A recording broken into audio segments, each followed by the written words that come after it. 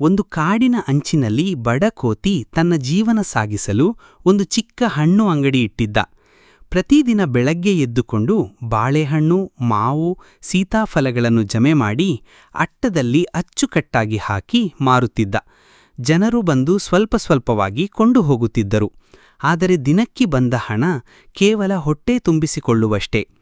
ಕೋತಿ ಕೆಲವೊಮ್ಮೆ ಬೇಜಾರಾಗಿ ನಾನು ಎಷ್ಟೇ ಶ್ರಮಪಟ್ಟರೂ ಶ್ರೀಮಂತನಾಗಲಾರೇನೋ ಎಂದು ಅಳುತ್ತಿರುತ್ತಿತ್ತು. ಒಂದು ದಿನ ಮಧ್ಯಾಹ್ನ ಸೂರ್ಯ ಬಿಸಿ ಹೊಡೆದಾಗ ಕೋತಿ ಬಾಯಾರಿಕೆಯಿಂದ ನೀರು ಕುಡಿಯಲು ಹೊರಟಿತು. ಆ ವೇಳೆಗೆ ಒಂದು ಕಳ್ಳ ಅಲ್ಲಿ ಬಂದು ಕೋತಿ ಜಮೆ ಮಾಡಿದ ಸಿಹಿ ಹಣ್ಣುಗಳನ್ನು ಕಿತ್ತುಕೊಂಡು ತನ್ನ ಚೀಲದಲ್ಲಿ ತುಂಬಿ ಓಡತೊಡಗಿದ. ಅಂಗಡಿಗೆ ಹಿಂದಿರುಗಿದ ಕೋತಿ ಕಳ್ಳನನ್ನು ನೋಡಿ ಬೆಚ್ಚಿಬಿದ್ದು ಕೂಗಿತು, ಅಯ್ಯೋ, ನನ್ನ ಹಣ್ಣುಗಳು! ಅದೇ ಸಮಯದಲ್ಲಿ ಹತ್ತಿರದಲ್ಲಿ ತಿರುಗಾಡುತ್ತಿದ್ದ ಒಂದು ಬುದ್ಧಿವಂತ ನಾಯಿ ಆ ಕಳ್ಳನನ್ನು ಗಮನಿಸಿತು. ನಾಯಿಗೆ ಕೋತಿಯ ಹೃದಯದ ನೋವು ತಿಳಿದು ಬಂತು.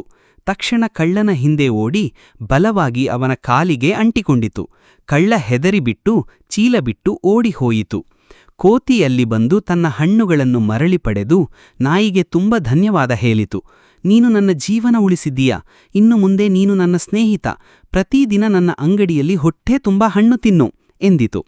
ಅದಾದ ನಂತರ ಕೋತಿ ತನ್ನ ವ್ಯಾಪಾರವನ್ನು ಹರ್ಷದಿಂದ ಮುಂದುವರಿಸಿತು. ನಾಯಿ ಯಾವಾಗಲೂ ಅಂಗಡಿಗೆ ಕಾವಲುಗಾರನಂತೆ ನಿಂತಿತು.